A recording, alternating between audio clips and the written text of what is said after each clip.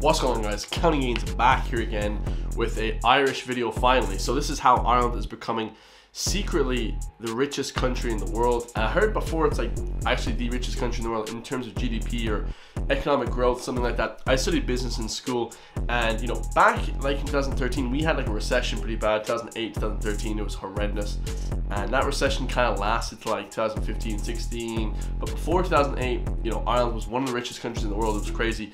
Now it's starting to come back to that, at least for the last 10 years. And now kind of as we are starting to go into the recession, I'd like to see how Ireland actually compares to a lot of different places. I know a lot of people would say Germany is the richest country in Europe and stuff like that, but Ireland is definitely one of the craziest and expensive countries to live in for sure, guys. So this one should be fire. Make sure to hit that subscribe button. Irishman reacts to how Ireland is strictly becoming the richest country in the world. Let's get it. In 1847, artist James Mahoney documented the awful situation unfolding in Ireland. His depictions were filled with haunting tales of desperation and despair. Mothers wept and wailed as they cradled the bodies of their starving children, begging for a few coins to afford a coffin. The streets were crowded with emaciated masses, their bones jutting out from under their tattered clothing. Once fertile potato fields laid ravaged, their stalks blackened by a deadly pathogen. The Great Hunger, as it was known, claimed the lives of 1 million people, or 11% of Ireland's entire population, in just 7 short years. More than 1%. Oh, at the time Ireland had a bigger population, but nowadays that would be like a quarter, a fifth of the population, guys. Like we only have 5-6 million people here, so 1 million people and 1 million people left, guys. Incredible, incredible. That was the worst time ever. The effects of this disaster have been felt for generations, as the nation's population, even to this day, has never recovered. Yet after the dust had settled, Ireland continued to be impoverished as the industrialization sweeping the European continent passed them by. Coupled with its relative lack of natural resources, societal unrest, and decades of disastrous economic policies, Ireland remained a backwards, largely agrarian society well into the 20th century, earning it the unflattering title of the sick man of Europe. Even by the 1970s, Ireland appeared trapped in a cycle of stagnation, with its citizens experiencing subpar standards of living, many of whom found migrating away as their only chance for finding opportunity.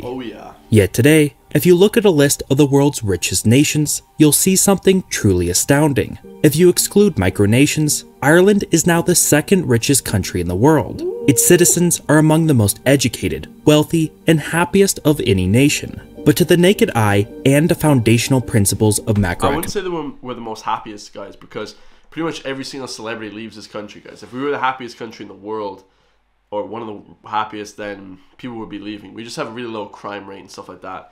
That's crazy. We're ahead of Norway, Switzerland, Qatar, Singapore, and the US. Like, that's pretty good. Richest country in the world. Its citizens are among the most educated, wealthy, and happiest of any nation. Awesome. But to the naked eye and the foundational principles of macroeconomics, it makes little sense how this was achieved so rapidly. Unlike the other countries on the list, Ireland does not have any inherent qualities that make it especially primed for prosperity. It does not have trillions of dollars of oil like Norway and Qatar. True. Its population is not minute like Luxembourg and Singapore, which makes it harder to achieve rapid growth. That's a good one. And it's not more educated or historically wealthy like Switzerland. Bro, I could watch this video all day. I love economics. I love making money, and I love this shit. But maybe the most bizarre thing about Ireland's economy today is that it continues to grow at rates that should just not be possible for a highly developed nation. Take 2015 for example, in which the aggregate GDP growth of the other 5 nations discussed was 2.76%. Ireland's that year was 25.2%, the fastest of any nation in the world. It therefore appears as though Ireland is primed to become the richest nation in the world. But how exactly did Ireland become so incredibly rich so quickly? And is this economic miracle just too good to be true? No, it's not true, guys. We have a lot of American companies coming over, and then they spend their money here. You know, when you leave your country, guys, you know, it's terrible because the people that the brain drain and the wealth is all spent elsewhere. We're trying to spend it in this country, guys. You understand? And businesses grow here if people don't leave. So don't leave Ireland. For God's sakes. This video is sponsored by Crossout, an amazingly fun online vehicle shooter game where all vehicles are player-made, utilizing We want to see why Ireland was so poor. Come on now. Let's get him. Why was Ireland It cannot so be damn overstated just how difficult life was for the Irish in the 19th century. At the time, Ireland was under the control of the British Empire, which not only exploited the country's resources, but also treated its people as second-class citizens. I would not even say second-class citizens, guys. If you did your history, they treated us like... Bro, they didn't even give us food now. We're talking about not even food, so not even like slavery. This was like dirt, like beyond, like just kill. They wanted us to die, basically, guys. It was like, to me, it was like a modern-day... you know, Holocaust, exploitation Holocaust. It was, you know, they didn't want people in the west of Ireland to have food. Like, they didn't want poor people to have food. They just died, you know. And it is what it is, guys. It was really bad. Like, I'm not trying to underplay it at all, guys. It's really worse than a lot of these textbooks and stuff. But I watched a video, an American video talking about it, a historian, and it was way worse than people could even imagine. It was crazy bad. Crazy bad. People weren't even left to have houses and food. They weren't even given a little bit of food. They were given zero food. I'm not talking about I work at Tesco now and don't have any money, or I work in, you know, in a retail shop like I used to work, like as in have no money. We're talking about no food, guys. The shit was crazy, like. The Irish economy itself was archaic, with 90% of the workforce engaged in simple agriculture, most of which was subsistence farming. To make matters worse, laws and social traditions dictated that all sons would inherit equal shares of their father's land, leading to smaller and smaller plots with each successive generation. This meant less food and less efficiency in production, as small plots were inferior to large estates in terms of their ability to invest in better tools and allocate labor more efficiently. As a result, the population was trapped in ever-worsening conditions, and when combined with Ireland's lack of coal, iron, and sufficient capital, the prospect of industrializing like its neighboring nations was impossible. In fact, by the time Southern Ireland became independent some 70 years after the famine, it had only a few factories, breweries, and textile mills. And that independence, won through a bloody war in 1922, did not prove to help Ireland's economic situation, as it came with significant costs. Not only did the conflict physically damage the economy, but the new nation then found itself in a decades-long economic war with its former ruler and main trading partner, the British Empire. Along with the resulting debt crisis, Ireland was wholly unprepared for the worst global economic crisis in modern history.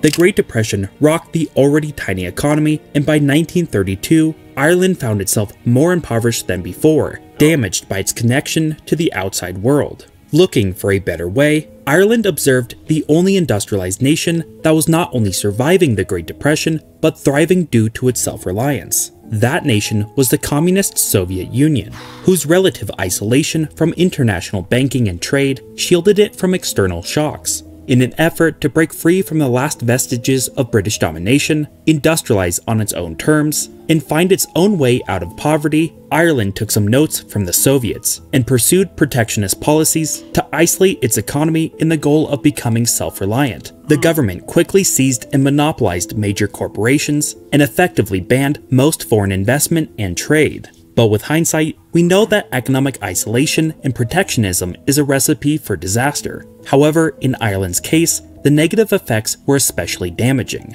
Ireland was hardly industrialized to begin with. It lacked the vast resources required, and its small workforce was unable to start or even staff all the industries necessary to provide the economy with adequate supplies. As a result, the economy contracted further, and conditions became so terrible that 500,000 Irish fled the country within a decade. But perhaps most significantly, Ireland's protectionist policies meant that it missed out on the post-World War II European economic boom. By the late 1950s, Ireland was now even further behind the rest of the continent than it had been when it gained independence. Jesus.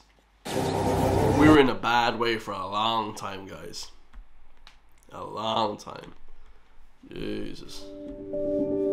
By 1958, something needed to change, and the failed economic policies needed to be rectified. Under Prime Minister Sean Lemass, and with economist T.K. Whittaker's new economic development plan, Ireland slowly began to embrace the industrial world. State-owned corporations became private again, foreign investment was encouraged, and trade barriers slowly lifted. Maybe most emblematic of the time was the establishment of Shannon Airport's Free Zone. This was essentially an industrial park where companies were not taxed on the manufacturing of goods until they left the area. This innovative approach... This is so cool to see, like, as a, someone who, lives in Galway. I actually live like an hour away from Shannon. But, like, it's so crazy to see how Ireland actually developed. Because a lot of Irish people wouldn't know this. I guarantee you ask any Irish person nowadays, anyone, about this, and they wouldn't know. And this is an American telling us how it's done. So, obviously Americans are so huge into, like, money and economics and stuff. A lot more than we would be in Ireland. Like, they're just crazy about making money. But this is so cool to see, like, someone explaining how it's done. Like, this is incredible. Approach allowed companies to bypass the high tariffs commonly found in the world at the time. Yeah, we have 12.5 business tax, guys. We have 12.5 company tax, whereas in America I think it's 40%. That's why all the businesses have their headquarters here. Starbucks, Google, all this kind of thing, Facebook, whatever the case may be. And it proved to be wildly attractive to multinational corporations, later including titans like De Beers, Intel, and GCAS, the latter of which would eventually help make Ireland an aviation powerhouse, as today 22% of all passenger aircraft flown in the world are leased by Irish-owned companies. Yeah, that's incredible, guys. Ryanair is an Irish company out of Dublin, and the guy who owns that is from Dublin, is an Irishman, and the amount of money that Ryanair must make is just out of this world, guys. It's incredible. It's like a low-cost airlines. It's like Southwest Airlines or something in America. You basically just copied the American idea and then brought it to Europe, so... Additionally, on a grander scale, Ireland substantially cut the corporate tax rate. Yep. And with the use of its Industrial Development Agency, large grants and further incentives attracted specifically high-quality, high-paying jobs to the local economy. Yeah, corporate tax rate is 12.5%, I believe. Chat, tell me down in the comments down below. It's 12.5%. I think I learned that in business school, guys. But it's normally like 40%. It's normally very high. While this was partially subdued due to strict regulations that made hiring and firing Irish workers very difficult, the result of this opening up to the world's markets was successful, and the economy saw significant growth for the first time. At the same time, Ireland was working toward joining the European Economic Alliance, which was the precursor to the European Union. This would later enable Ireland to have much greater access to trade beyond the United Kingdom, which it had once again become overly reliant upon. And when this is what I hate about the British government, the Irish government. I'm not talking about the people in general. A lot of people are so stupid. They think that I'm talking about British people. I'm not talking about them. I'm talking about the governments, guys. Me and my brother were discussing this. Like, we're so heavily reliant on England. Even to this day, it's such bullshit, guys. All of our... we have discussions now in Dublin and around, Ireland about whether or not the post boxes should be red instead of green. They should be green, guys. We're an independent country. Forget about England, man. I don't know why everyone's so obsessed with England in Ireland. Like, in Ireland, we have this long obsession with England, man. Start looking to America. We want to make loads of money, guys. The British are not here for our own gain, man. They don't want to see us doing well. If they wanted us to see them doing well, guys, they wouldn't be still in charge of the other six counties. So... like, it just boggles my mind. They still have, like, King's Cross and all these, like, British names in Dublin. Like, change all these names to Irish names, guys. You know what I'm saying? Like, at least a little bit. In America, when Britain left, they renamed all the places to Washington Street. They renamed all these places. Why don't we have our own country renamed? Like, why aren't we saying, let's rename all these streets, guys? They're all British named streets. Name them something Irish, maybe? Like, I don't understand, guys. Just, bro, it just boggles my mind, man. We're so heavily reliant upon them. Let's rely more on the EU, maybe, and America instead of Britain. Like, it's just completely ridiculous, guys. Especially what they did to us. The government I'm talking about, guys. Combined with the adoption of the free education scheme in 1967, which was a major boost to overall educational levels, Ireland finally seemed well positioned to break its century-long cycle of being impoverished. However, as the 1970s dawned, Ireland was once again rocked by a series of international and domestic crises that would curtail its hopes for the future. A combination of untethered government spending, 2 international oil crises, a still over-reliance on the British economy, a handful of major bank strikes, and taxes on middle-income workers being as high as 60% caused the economy to erode and then stagnate. The following 2 decades then saw a toxic mix of extreme unemployment peaking above 20%, sustained in dramatic inflation, and massive public debt. Once again, it's still like 20% in Galway. Up to 1% of Ireland's entire population was moving out of the country each year. As historian Joe Lee noted in 1989, it is difficult to avoid the conclusion that Irish economic performance has been the least impressive in Western Europe, perhaps in all of Europe, in the 20th century.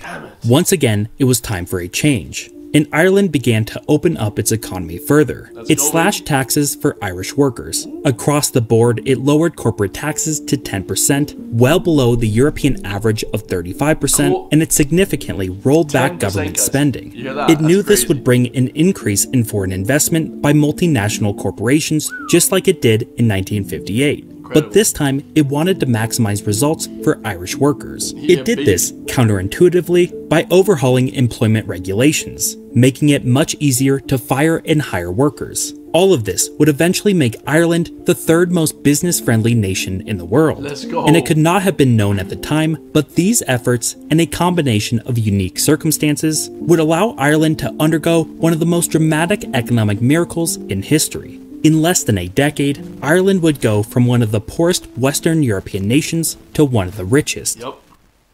That's fire. Like, now Ireland is so rich, it's just incredible. Everything's so expensive, it's crazy. In 1993, the European Union and its single market was founded, in which Ireland was now a part of. The major benefit to this was a substantial cutdown on the regulations, hassle, and ultimately the price of trade between European Union members. One fantastic immediate result for Ireland was a quadrupling in the value of its agricultural exports. On top of this, it would receive significant subsidies and developmental loans to expand education, infrastructure, and human capital investment. Yet most importantly to Ireland was that it now had a backdoor into the European market that multinational corporations could use to avoid tariffs and taxes. Combined with Ireland's already low corporate tax, its well-educated, English-speaking, and relatively cheap-to-hire workforce, and its prime geographical location between the United States and Europe, Ireland became an incredibly attractive location for US companies to relocate and/or expand operations. This was especially true for high-tech manufacturing, research and development, and financial services, the timing of which could not have been more perfect, as the US was undergoing its own economic boom and very low interest rates supercharged investments. The sheer amount of investment that would flood Ireland in the 1990s was colossal in its scale. In just 10 years, foreign investment as a component of Ireland's economy went from 2.2% to an astounding 49.2%. Unemployment dropped sharply as the guys, foreign investment, what do you say there, from 2% to 50%? That's how we have all that money. Like, foreign investment is insane in Ireland, guys. Like, market was now littered with well-paying jobs. Crazy. Indeed, during this span, the average Irish worker's wages went from 2/3 that of British workers to being 20% higher. Coupled with the steep cuts to the income tax rate, Irish citizens now had vastly more disposable income than ever before, to which they would shower the rest of the economy in. And while taxes were low, the scale of economic growth enabled the government to ramp up spending on everything from infrastructure, modernizing cities, and attracting even more companies. And tourists. Tourism is huge here in Ireland, guys. Tourism is ridiculously huge in Ireland. These companies then racked up profits and stored it in Irish bank accounts in order to avoid taxes in their home countries. Ireland enabled them to freely spend it in the country by largely allowing them to do so with little to no extra taxes, thus creating a positive feedback loop for investment. By 2007, the Irish economy had increased by almost 6-fold, making it the 3rd richest nation on the continent and 40% richer than its former British ruler. Damn, yet 40% richer than Britain. Let's go, baby. This growth did... That was mainly due to help by like companies coming in, like IT companies and stuff like that, so... indeed come with some trade-offs. Ireland's rapid growth had made its economy very reliant upon US corporations. I was going to say the US were pretty... But the US loves Ireland, so how would it be bad? You know, they're never going to let us starve, guys. It's not going to be like a 1847 Britain letting us starve type situation. It's not going to be like that, you know, ever, probably. US banks, and cheap interest rates.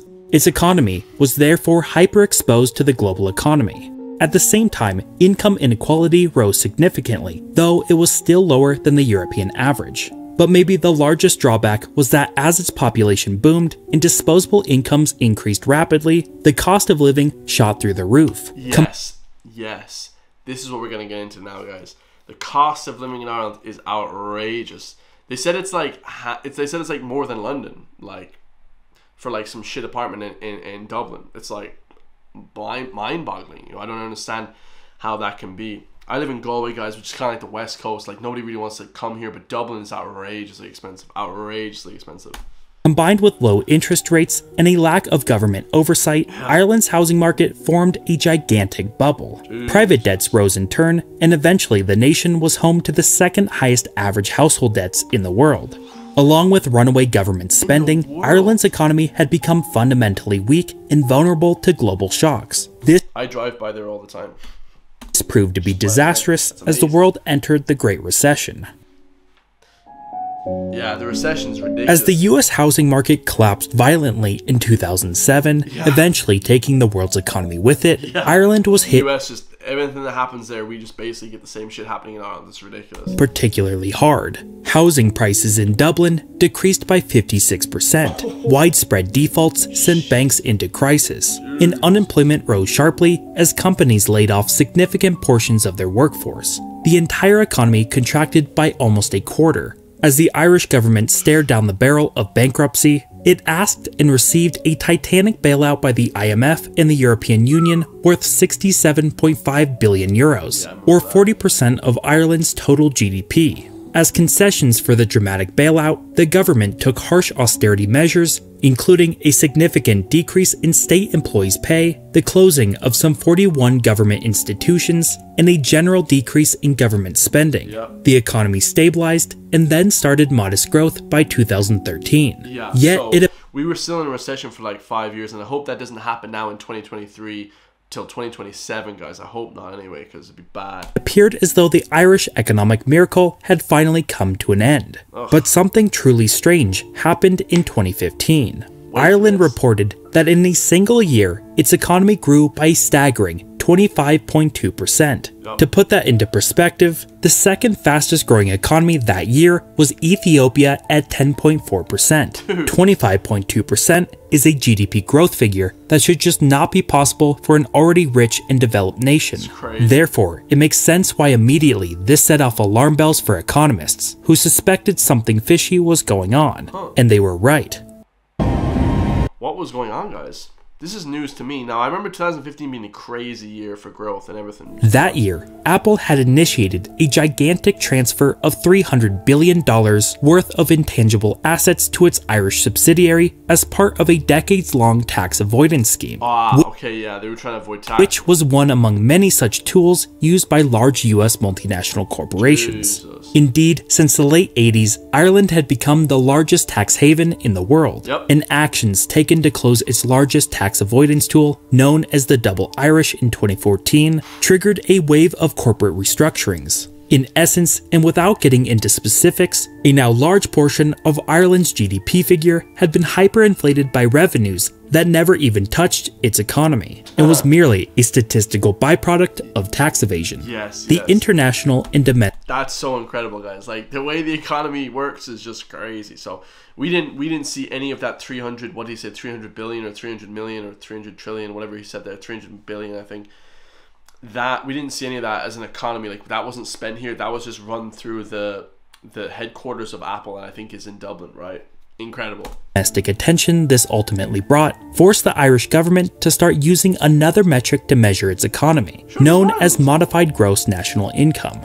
In the first year of publishing the new statistic, it was found that Ireland's real economy was 30% smaller than its GDP reported. Not only did this shed new light on the economy, but it brought further international pressure for Ireland to raise its corporate taxes and close its remaining tax schemes. Yeah, they keep saying to Ireland to close it, but it's still here, guys. It's still 12.5% or 10% or whatever he said. I think it's 12.5%. Indeed, Ireland completely closed its major tax loopholes by 2020. So does this mean Ireland's special economic privileges are forever gone? and all those multinational corporations that made it rich are now leaving? No, definitely not, guys, because the tax rate, the corporate tax rate is still low in Ireland. If I'm pretty sure, I'm going to Google that, guys, as we're talking about this, because I'm pretty sure the tax rate is still less than half of the US, England, anywhere else. The answer is no. Yep. Attracting foreign investment, specifically on the scale Ireland did, was more than just having the lowest taxes. And even so, Ireland never... I was right, guys. Check that out, man. You guys relying on all county gains with my business degree. 12.5%, if you guys can see that. 12.5% is savage. Had the lowest tax rate to begin with. Yep. Today, these companies are choosing to stay in Ireland because they have already invested hundreds of billions of dollars in building the required infrastructure. Yeah. On top of this, Ireland now has an amazingly skilled and educated workforce that's hard to find anywhere else. Facts. And we're one of the most highly skilled workforces in the world, guys. I think we're like the most highly skilled. Like everybody here has a degree for the most part because it's free. College is free unless you have like a super good income or business income or a super good job. I don't know why you wouldn't go to college here. Like it's free. So to get some sort of at least basic kind of degree like I got, level 8 honors degree, business. Besides the closing of these loopholes, Ireland continues to be a highly business-friendly nation, which makes it a perfect location for global operations. In essence, companies will stay in Ireland because there are no other attractive locations that are worth the cost moving to. But what about the inflated GDP metric? Does this mean Ireland's economic boom only helped foreign companies and not the Irish people themselves? The answer is mostly no. While Ireland's definitely did help the people, guys. Economy is and continues to be overstated, the influx of well-paying jobs and technical expertise that has transformed the economy have made the Irish people much better off than before. 100%. And years of investment have opened up opportunities that were just not possible before. However, the very high cost of living will continue to plague its citizens, especially those not employed in highly skilled positions under the foreign company's payroll. Yeah, people just, most people, a lot of people in Dublin, Galway, Cork, Belfast, Donegal, we're going to ignore Belfast, that's not part of Republic of Ireland, but people don't have money for rent and shit, guys. It's so expensive here now. It's outrageously expensive. I went out for drinks in Dublin before and it was like €8 per pint. Like, and I was like, this is just crazy. Like, it's just so expensive for food and everything. Ireland's economic story ultimately boils down to it finally making the right policy decisions, sprinkled with a lot of luck. But Ireland's story also shows that GDP figures alone are often not enough in measuring the true prosperity of a nation. Don't forget to play crossout. Absolutely fire, guys. We love Ireland here, man. Never leaving, bro. We're gonna be here till the day we freaking drop, guys. Hopefully that won't be for another 50 years or so. But yeah, Ireland is just, one of the best countries in the world. I highly recommend anyone, if they've never been here before, to come here, guys. At least have a look around, see, whether or not you like it. The weather's not great, but that's only during the winter. During the summer, the weather's quite good as well. So yeah, why Ireland is rich? Probably because of US and foreign investment, but we'll still take it, guys. I love you all, and I'll see you guys in the next one. Peace.